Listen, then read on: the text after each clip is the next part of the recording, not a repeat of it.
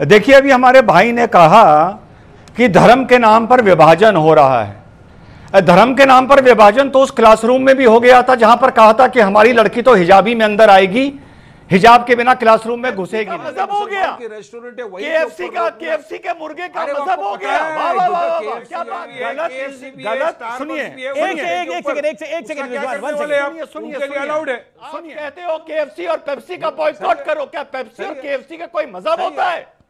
क्यों कहते हो बताओ।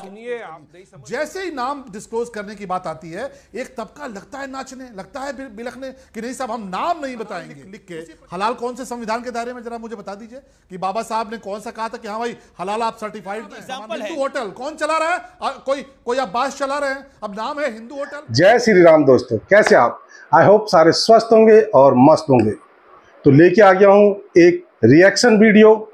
दोस्तों, कहते हैं कि नाम में क्या रखा है, पर इसी नाम को लेकर सियासी संग्राम शुरू हो रखा है। जैसे कि आपको पता है कि 22 जुलाई से पवित्र सावन माह शुरू हो गया है और इसी दिन से लाखों भगवान शिव के भक्त कांवड़ यात्रा पर निकल गए हैं।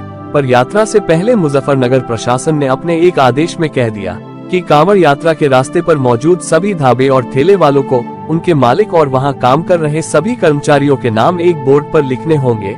ऐसा इसलिए किया जा रहा है कि आरोप प्रत्यारोप की स्थिति या कानून व्यवस्था की स्थिति न बन पाए।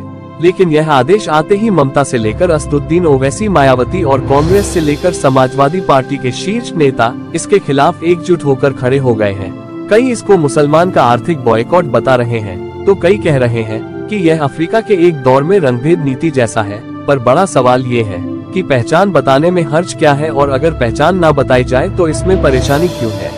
इसी मुद्दे को लेकर हो रही है ये बहस, जिसमें एआईएमआईएम के बारिश पठान का बोलना था कि यह मुसलमान का बहिष्कार करना और धर्म के नाम पर विभाजन करना है, क्योंकि मुसलमानों ने बीजेपी को वोट नहीं दिया।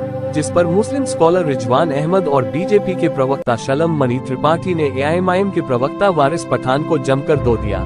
रिजवान अहमद का कहना था कि वारिस पठान बोल रहे हैं कि धर्म का विभाजन हो रहा है। धर्म के नाम पर विभाजन तो उस समय हुआ था जब बोला गया था कि हमारी लड़कियां तो हिजाब में ही स्कूल आएंगी और हिजाब के बिना क्लासरूम में घुसेगी नहीं। इसी तरह भाजपा के प्रवक्ता ने भी बोल दिया कि आखिर नाम छुपाने की क्या जरूरत है, आपको क्यों पीड़ा हो रही है।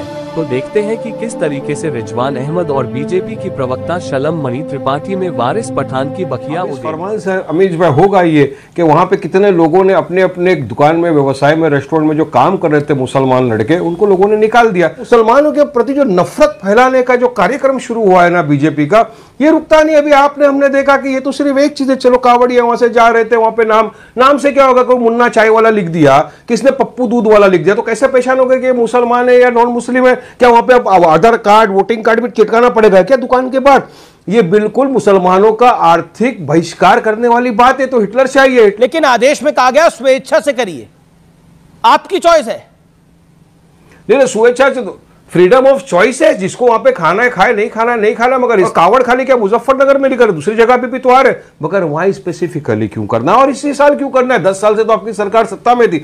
और ये जो उसने बोलते हैं मेरे साथ रिजवान अहमद है, विश्वास पेशे से वकील है रिजवान अहमद। क्या आपको लगता है कि एक संप्रदाय विशेष को टारगेट करने के लिए शासन प्रशासन का ये एक नेगेटिव फैसला है? जी हाँ, शुक्रिया। जय हिंद, वंदे मातरम। देखिए, अभी हमारे भाई ने कहा कि धर्म के नाम पर विभाजन हो रहा है। धर्म के नाम पर विभाजन तो उस क्लासरूम में भी हो गया था जहां पर कहा था कि हमारी लड़की तो हिजाबी में अंदर आएगी, हिजाब के बिना क्लासरूम में घुसेगी नहीं। विभाजन तो क्लासरूम में धर्म के नाम पर हो गया था। पहली चीज, विभाजन की जहां तक बात है, और खान पान का कभी कोई मजहब नहीं होता। खाना खिलाने वाला, पानी पिलाने वाले का भी कभी मजहब नहीं होता। ये सिर्फ सावन के महीने के लिए एक एहतियात है। और अगर खाने का कोई मजहब नहीं होता तो कभी तो मिठाई मिठाई रहती है, कभी वो प्रसाद बन जाती है, और जब प्रसाद बन जाती है तो 90% मुसलमान उसे खाता नहीं है कि यार ये तो शिर्क है, ये तो गुनाह है। तो भैया मिठाई को मिठाई रहने दो, प्रसाद भी अगर मिठाई के रूप में मिल रहा है तो मिठाई समझ के खा लो। तो वहां पर तुम्हें जो वो प्रसाद और मिठाई का फर्क नजर आता है, तो धर्म के नाम पर सेक्युलरिज्म खतरे में नहीं आता। नंबर 3 बात, अगर धर्म के नाम पर खाना पाने में विभाजन नहीं करना है तो ये हलाल सर्टिफिकेट क्या चीज लेके आए हो भाई? ये हलाल सर्टिफिकेट, हलाल ऑर्गेनाइजेशन वो सर्टिफिकेट दे रही हैं। अब जो भी आदमी हलाल सर्टिफिकेट का सामान नहीं बेच रहा है, मुसलमान उससे बेचारा नहीं खरीदेगा तो उसके नौकर कहां जाएंगे, उसका सेल्समैन कहां जाएगा, उसकी दुकान कैसे चलेगी अगर वो मुस्लिम बहुल इलाके में है। चलो मीट में तो समझ में आ गया हलाल, लेकिन साहब हलाल लिपस्टिक, हलाल डबल रोटी, हलाल मिठाई, हलाल ब्रेड, हलाल मेकअप का सामान ये क्यों लेके आए भैया? हलाल चाय क्या चीज होती है ये बताओ? जो चीज बनी है, ये चाय जब बनाई गई है तो इसमें कलमा पड़ा गया है, इस मारे इसको हलाल बोला गया है।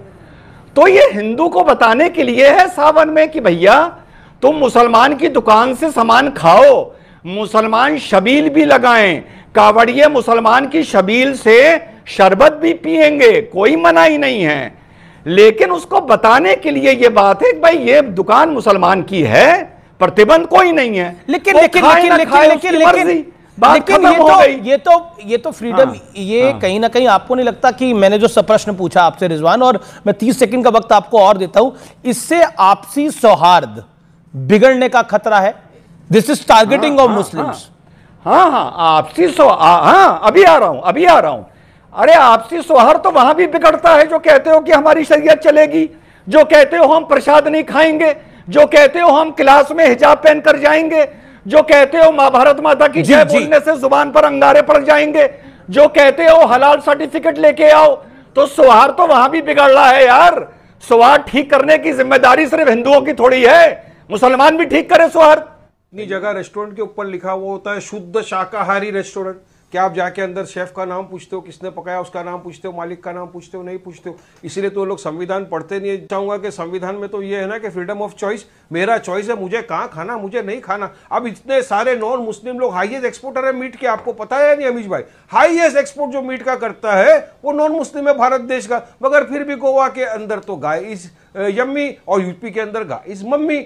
मगर ये एक बड़ा जो षड्यंत्र का चक्कर जो चल रहा है ना बीजेपी की तरफ से, जो आ रहा है कि इनको हिंदू राष्ट्र बनाना, तो उसमें मुसलमानों को किसी भी तरह से तकलीफ पहुंचाना, मुसलमानों को व्यवसाय के अंदर तकलीफ पहुंचाना, ये उसका सीधा साधा उदाहरण है कि किसी भी तरह मुसलमानों के प्रति तो और भी जगहों पे निकल रही है ना। ये तो आप बोल रहे हो कि अभी क्या वहां पे आधार कार्ड भी लगाना पड़ेगा? नहीं, ये तो आप बोल रहे हो तकलीफ पहुंच सकती है, पहुंचने वाली है, उसके पहले रोकना चाहिए। अरे तो किसी को तकलीफ पहुंच रही है अमीश भाई, लोगों ने वहां से अपने रेस्टोरेंटों से लोगों को निकाल दिया, अब उनको कौन जवाब देगा, कौन रोजगार देगा?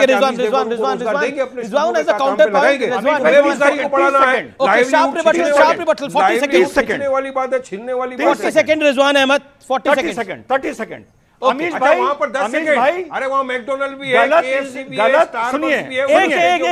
एक सेकंड सुनिए, अलाउड है, सुनिए। तो मैकडोनल्ड और केएफसी, मैकडोनल्ड और केएफसी गलत बता रहे हैं ना कि हम माल क्या बेच रहे हैं। अमीश भाई, ओके रिजवान अहमद, वारिस पठान, रिजवान अहमद 30 सेकंड्स। अमीश भाई जी, मैटर ऑफ चॉइस वहां पर आती है जब मुसलमान आदमी कहे मुझे बिल्डिंग में मकान खरीदना है और क्यों ना बेचा जाए। जहां मैटर ऑफ चॉइस है, कावड़िए के पास मैटर ऑफ चॉइस है कि वो दुकान हिंदू की है, ये दुकान मुसलमान की है, वो चाहे जाए। और अभी अगर वारिस भाई ने केएफसी का नाम लिया तो वारिस भाई ये आप ही लोग हो जो केएफसी को मजहब के साथ जोड़ के कहते हो केएफसी का बॉयकॉट करो। आप कहते हो केएफसी और पेप्सी का बॉयकॉट करो। क्या पेप्सी और केएफसी का कोई मजहब होता है? क्यों कहते हो बताओ। सुनिए, आप नहीं समझ सके इत्मीनान उस रूट पे रिजवान साहब, उस रूट के ऊपर केएफसी, अरे काहे नहीं समझ सकेंगे? मेरी बात का जवाब ही नहीं है तुम्हारे पास। उनके लिए क्यों नहीं? क्या वहां पे काम नहीं करता, जॉब नहीं करता है कोई आदमी? उसका भी जॉब नहीं, वहां कुछ नहीं। पेप्सी का मजहब हो गया, पता है कि मुसलमान, पेप्सी का मजहब हो गया, रेस्टोरेंट है वही, केएफसी के मुर्गे का मजहब हो गया। क्या बात है, क्या बात है। स्टारबक्स, ठीक है Rizwan, you made your point. लगता 30 सेकंड वारिस पठान, 30 सेकंड वारिस पठान। ये सिर्फ मुसलमानों के लिए करना है, बाकी किसी के लिए नहीं है ये। ठीक है, मैं शैलामणि त्रिपाठी के पास चलता हूं।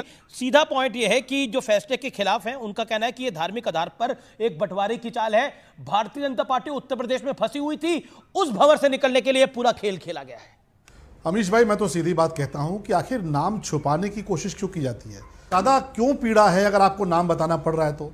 अगर वारिस पठान साहब हैं, कोई दुकान चलाना चाहते हैं, लिखे कि हाँ साहब हम तो वारिस पठान हैं। अब आप अगर ये चाहते हो कि वारिस पठान साहब राम प्रसाद के नाम पे दुकान चलाएं, तो आपको पता है फूड सिक्योरिटी जो डिपार्टमेंट है उसने भी कह रखा है कि भाई आपको अपना नाम बताना है, आपको अपना लाइसेंस दिखाना है। मुझे दिक्कत ये लगता है कि कहीं पर भी धर्म की बात नहीं की गई इस पूरे कानून में। कहीं धर्म का जिक्र आया हो आप बता दीजिए, कहीं किसी मजहब की बात की गई हो, किसी पंथ की बात की गई हो तो बता दीजिए। सिर्फ इतना कहा गया कि आपको अपना नाम डिस्क्लोज करना है, आपको अपनी पहचान डिस्क्लोज करनी है। जैसे ही नाम डिस्क्लोज करने की बात आती है, एक तबका लगता है नाचने, लगता है बिलखने कि नहीं साहब हम नाम नहीं बताएंगे, उसी प्रकार से कि कागज नहीं दिखाएंगे। तो देखिए हिंदुस्तान है, बाबा साहब भीमराव अंबेडकर जी का संविधान आप पर भी लागू है, हम पर भी लागू है, पूरे देश पर लागू है, सर्वोपरि है।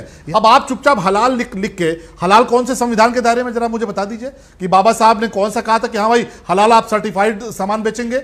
लेकिन हलाल लिखकर लिपस्टिक हलाल आ रही है, पेंसिल हलाल आ रही है, बिस्किट हलाल आ रहे हैं, तो अमीश देवगन क्यों खाएं? कलमा पढ़ा हुआ क्यों खाएं अमीश देवगन? या शलभ मणि क्यों खाएं? कलमा पढ़ा हुआ बिस्किट जिस पे हलाल लिखा हुआ है। तो वो आपके लिए संवैधानिक हो जाता है। लेकिन अगर कानून की दृष्टि से, सुरक्षा की दृष्टि से हमारे पवित्र कांवड़िए निकलते हैं, पवित्र पूजा है, उनको कम से कम पता तो चले कि मां वैष्णव भोजनालय चला रहे हैं, तो वो कौन है? मेरे पास कुछ एग्जांपल है। कोई वकार यूनुस चला रहे हैं, कोई राम प्रताप जी चला रहे हैं, बहुत सारे नाम है। हिंदू होटल कौन चला रहा है? कोई अब्बास चला रहे हैं। अब नाम है हिंदू होटल, चलाने वाले अब्बास साहब हैं। वैष्णव होटल चलाने वाले कोई शाहरुख खान है। तो ये कैसे हो सकता है? हमारे कांवड़िए बेचारे दिन भर थक के निकलते हैं, सावन का पवित्र महीना होता है, उनको पता तो चले कि वो कहां पर क्या प्रोडक्ट ले रहे हैं। और नाम बताने में आपको दिक्कत क्या है? इसका मतलब आपकी नीयत खराब है, आप नाम छुपाकर ही काम करना चाहते हैं, पहचान छुपाकर ही काम करना चाहते हैं। आपको वीडियो पसंद आएगा, वीडियो पसंद आए तो लाइक कीजिए, शेयर कीजिए, और चैनल पर नए हैं तो सब्सक्राइब कीजिए। मिलता हूं फिर किसी नई वीडियो के साथ, तब तक जय श्री राम।